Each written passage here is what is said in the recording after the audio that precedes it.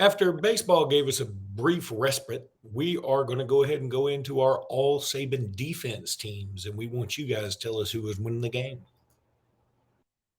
Locked On Bama, your daily podcast on the Alabama Crimson Tide. Part of the Locked On Podcast Network, your team every day.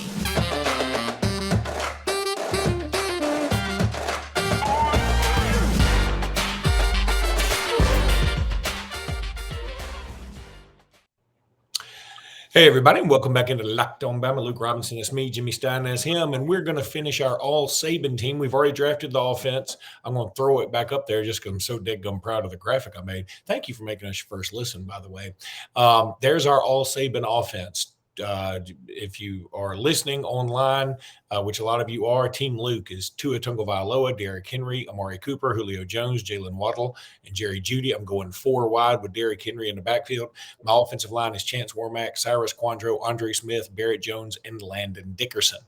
There's Team Jimmy. He's got Bryce Young, Mark Ingram, Jamison Williams, Devontae Smith, Calvin Ridley, O.J. Howard, Jonah Williams, Ryan Kelly, Evan Neal, Cam Robinson, and Jedrick Wills. So both teams pretty doggone stacked. But I think a lot of it's going to depend on what we're going to do on the defensive side, which we're going to get to here in just a second.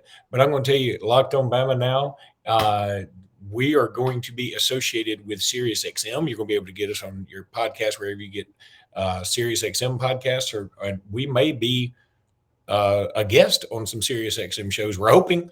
So the Locked On Network is just growing and growing and growing, and it's all because of you guys. We appreciate you so much. Thanks for tuning in. Jimmy, let's get right to it. You picked first on offense. I'm picking first on defense. I told you I'm going to surprise you. I'm even surprising myself. I'm going with the ultimate Saban bot. 1, Jonathan Allen. Oh, nice. In the defensive line. Look, I know that I'm not saying he's the best defender in the Saban era. That's not what I'm saying. I'm saying he is the most Saban bodish, most Saban offspring of the defenders. He's at least in the conversation. And when I look at your team and I think, well, you've got a good offensive line. It all starts up front. I need to start up front too. I'm going with Jonathan Allen.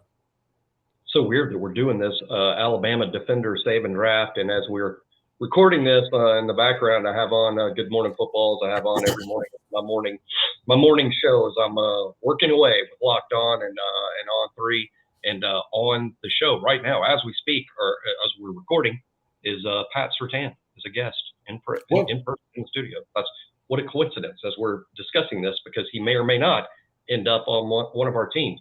I'm not going to draft him now, although that would be a really good idea to do that. But I am going to again, I approach it like the NFL draft. What are the value positions myself? So I'm going to approach it the same way, and it starts with a pass rush. I'm going to draft first Will Anderson, the greatest pass rusher of the Saban era.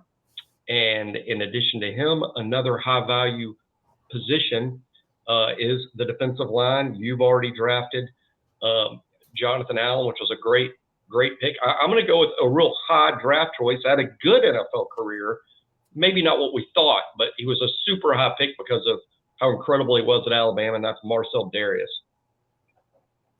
I think that's a deadgum good pick. I mean, I was hoping he may drop a little bit and land there with me, but obviously that's not going to take place. That's okay. Boy, this gets tough because now I got a bunch of guys sort of in the same realm, but I can't not do this. I was going to take him first, and then I changed my mind. I know he's had some off-the-field problems. I know it didn't work out in the NFL. In college, there's probably been no better linebacker outside of Will Anderson or Derek Thomas in the Alabama era. I'm going Rolando McClain. If you're going to have, a tight end and a quarterback that can scramble like Bryce Young can if he needs to be, I need a linebacker that's smart. And I'm going Rolo McClain. Next, I'm going to, boy, this is tough, Jimmy. This is so tough. I'm going to go Quinnen Williams. I think I got to take care of my defensive line. And that's the thing about Alabama is, when I'm looking at this list, there are not as many great offensive linemen as there are, say, linebackers. So I think I can get me some good linebackers a little later. I couldn't pass on Rolo right now, but I'm going to go Quinnen Williams right now. And so now my defensive line is looking pretty doggone stout. That is a tough. I mean, I was definitely going to. I was deciding between Q and Darius, and sort of went with the bigger guy. Quinnen has obviously been, Quinn was a national, defensive player of the year. I'm going to go with a little bit of a surprise. My next two picks actually played together at Alabama and formed one of the nation's great defensive lines. I'm filling out the rest of my defensive line here, and I'm going to take A'Shawn Robinson and Jaron Reed both, and that's going to be my defensive line: Darius, Reed, and A'Shawn. And that you upset me taking my cousin A'Shawn like that. I should have taken Q over Darius. Dang it! I don't know. I've had that Alabama-Texas game in my head this morning because I saw a clip from Josh Pate, friend of the show, Josh Pate. Saw a clip of him talking about. Maybe that's what was in my head. Thanks, Josh. Yeah, I get it. Okay. Now things are starting to take a little bit of shape. Here's what I'm going to do now. Oh, Jimmy, there's so many good choices. It's like drives you nuts. All right, here's what I'm going to do. I'm going to go Minkah Fitzpatrick. Oh, wow. Yeah, I know. And I'm going to go Pat Surtain.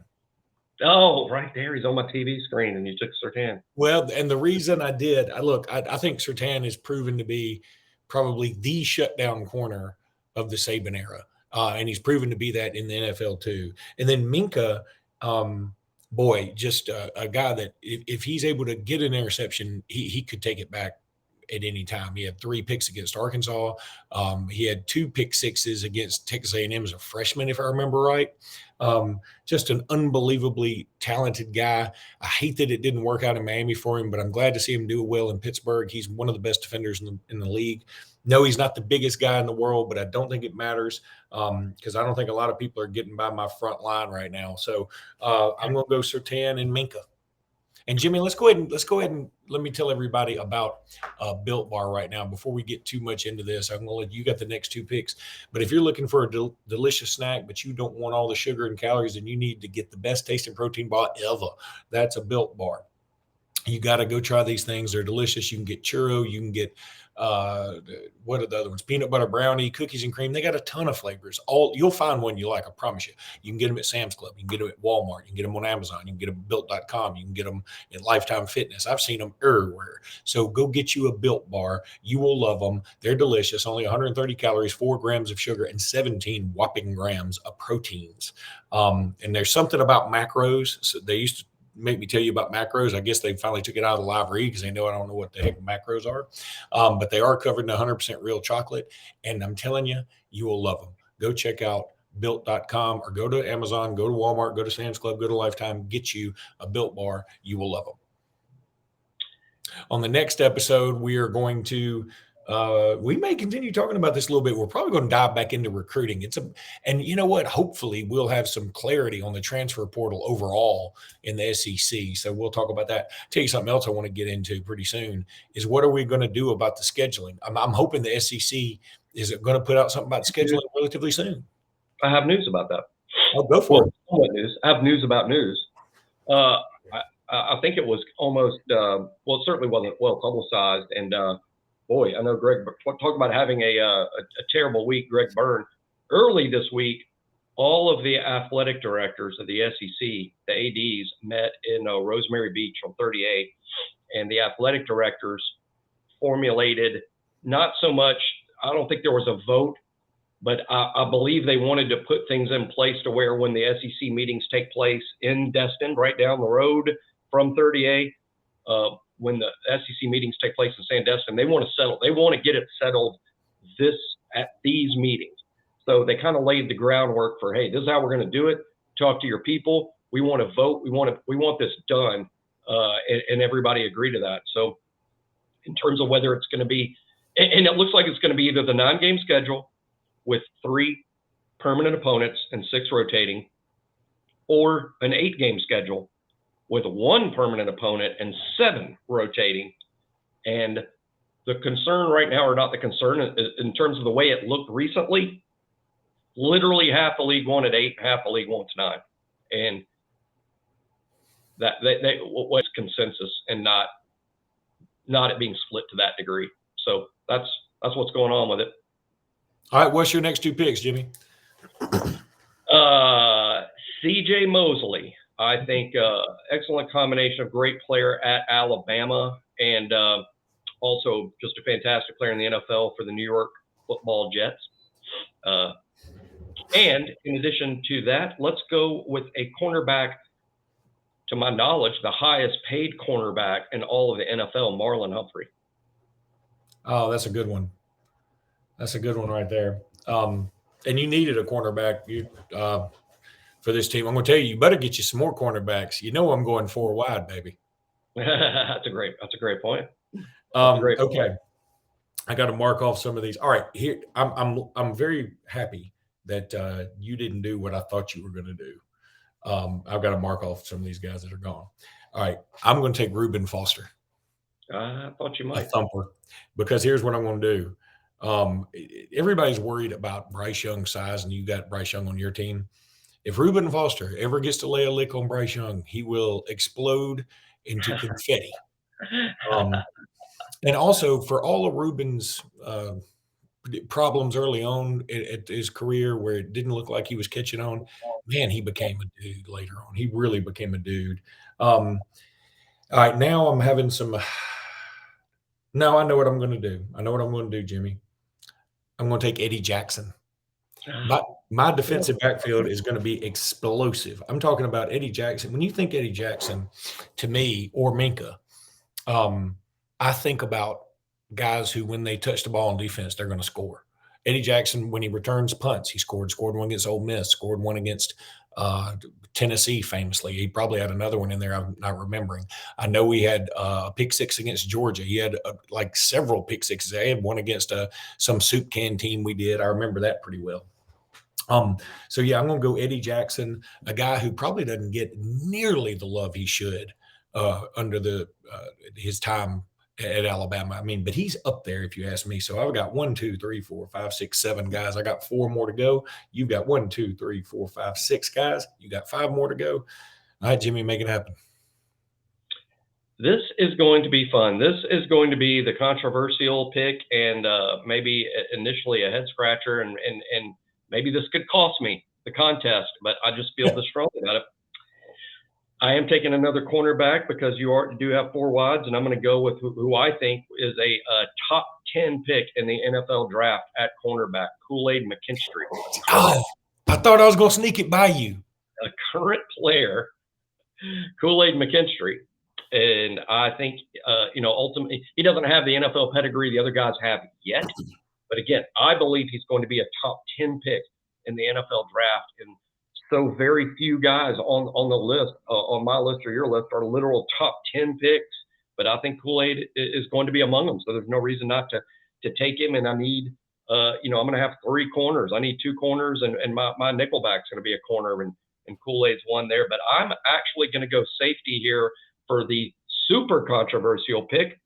I just happen to believe he'll be the best safety that played at Alabama in the Nick Saban era. I'm taking Caleb Downs at safety. Oh my gosh! I told you, yeah, that's headline. That's headline making. Oh man, that may get you killed. That may lose it for you. I may look like a dummy today and a genius in 3 years. I would imagine that Thomas Edison or Benjamin Franklin might not have been seen as too smart in his day. Yeah, I mean, when he's sitting there holding up a piece of glass and said, "I'm going to make this light up," and everybody's like, "What are you talking about?" Yeah, you're a moron. And then look 3 years later. So that's what people are saying about Caleb Downs. He hadn't even played a game. You guys watch. Guys watch. That blows me away that you just did that. I didn't even have him on my list. Not a me thing to do. I'm always I don't care how highly recruited they are, and they're prospects until they're players. That's what I always say. They're a prospect until they become a player. Well, Caleb, there's exceptions to every rule. Caleb Downs showed up a player. He might be the best player on the team, and that was that was said about Will Anderson before his true freshman season. I'm not so sure it was that far off in retrospect. No, I hear you. Okay, I'm down with it. Okay, you want to talk about controversy? I think I'm about to do some controversy of my own. I'm going to take Dallas Turner here. Now, Oh, yeah, wow. I know, You did surprise me. I know, and Could also be a top 10 pick. yeah, I think he's going to be a top 10 pick. I think that he's going to have a big year. I think that, ironically, I feel like in this situation, having played for Pete Golding, where Golding had actually had him in coverage several times, I think that's going to help him in my defense because I'm going to be able to use him a little bit more. I mean, he's a bit of a poor man's Will Anderson. I understand that. And with my next pick, I'm going to take I'm going to do it. I'm going to take. I was going to take somebody else, and I'll tell you who if you don't take him. But I'm going to take Courtney Upshaw. Had Now, some toughness. yeah, Courtney Upshaw. Let me tell you, I don't think you're going to take him. So I was thinking about him or Rashaan Evans. I was considering taking Rashaan, probably And not, but considering it. And Courtney also can play. He can play linebacker, or he can play on the edge too. And I think that's the same thing with Dallas Turner. So I feel like using those two guys, I can move them around a little bit. And the thing about Rashaan, it feels like Rashaan just never hit his stride.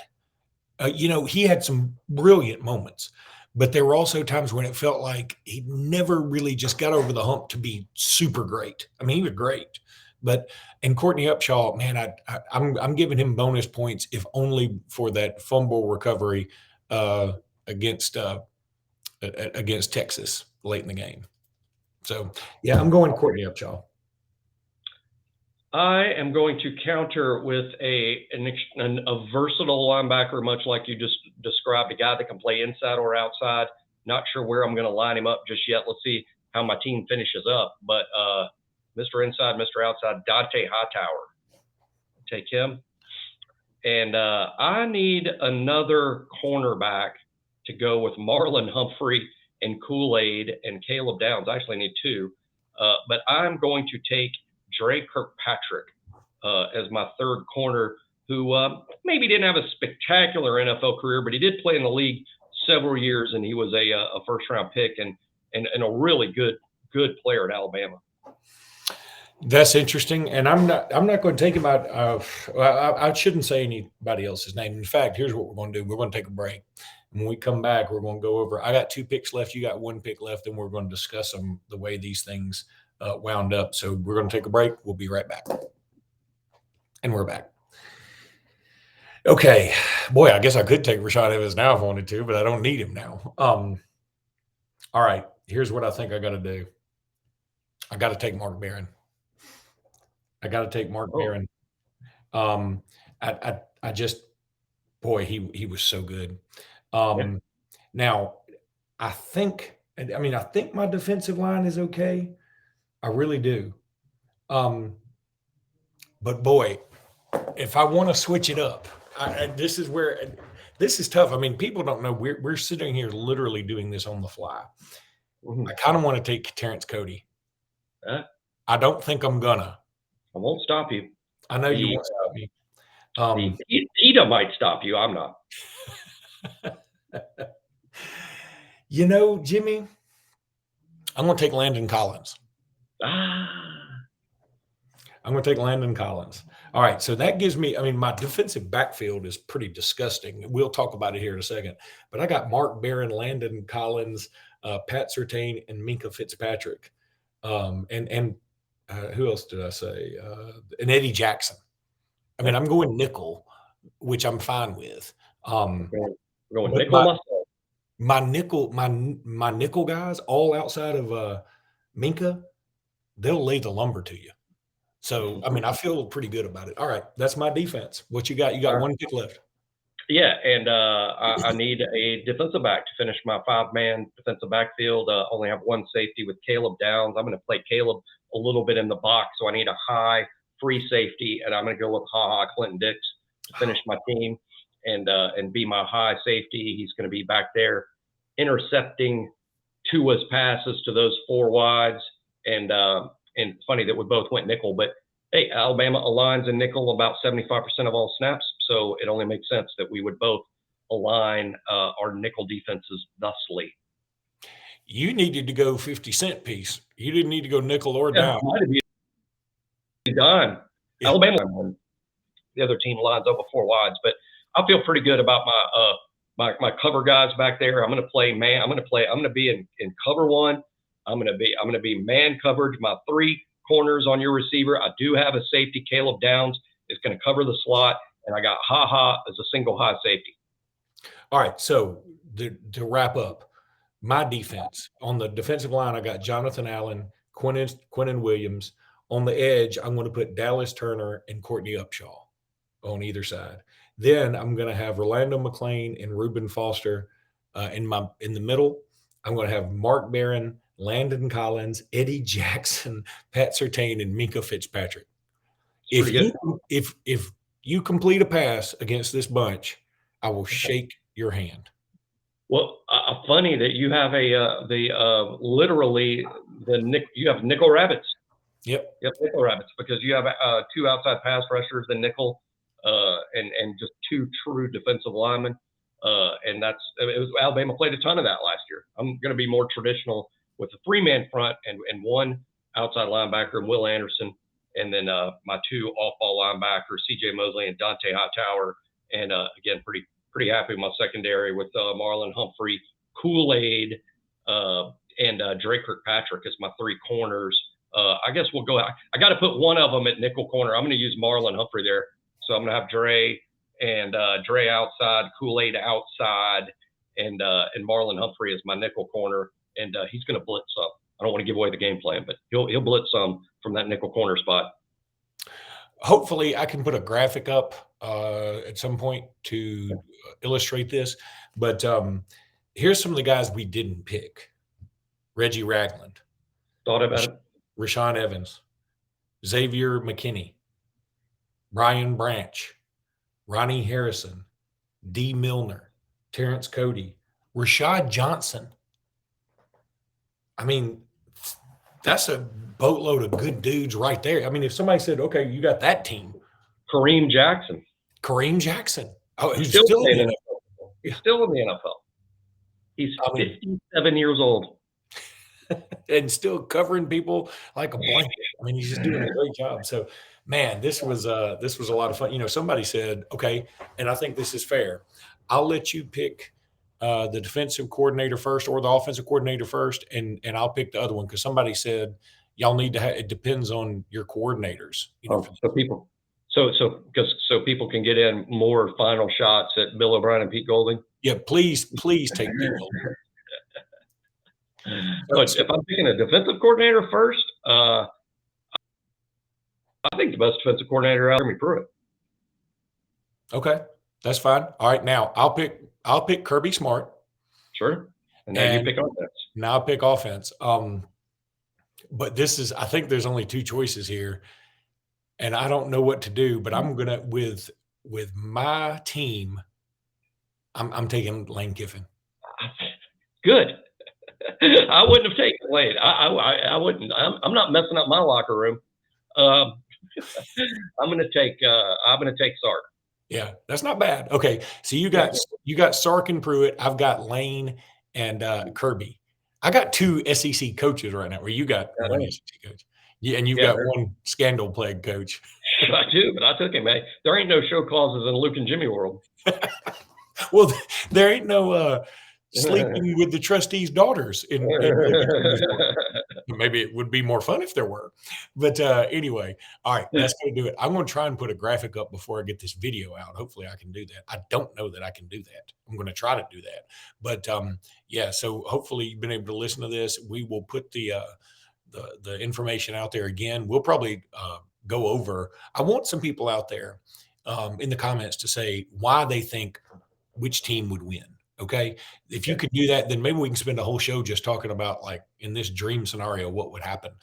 Maybe when the new NCAA game comes out, we can do some kind of match up all these players, somehow move them around and maybe make it happen. So, or maybe we can come up with our own Xbox or Sega or what everybody's playing these days. Atari. Is that what everybody's doing? Atari? We still doing Ataris? As far as I know. All right, buddy. That's going to do it for today. We will be back. Maybe we might be back tomorrow because we might have a lot to talk about. We will be back soon, though. Regardless, roll tide, everybody. Roll Tide.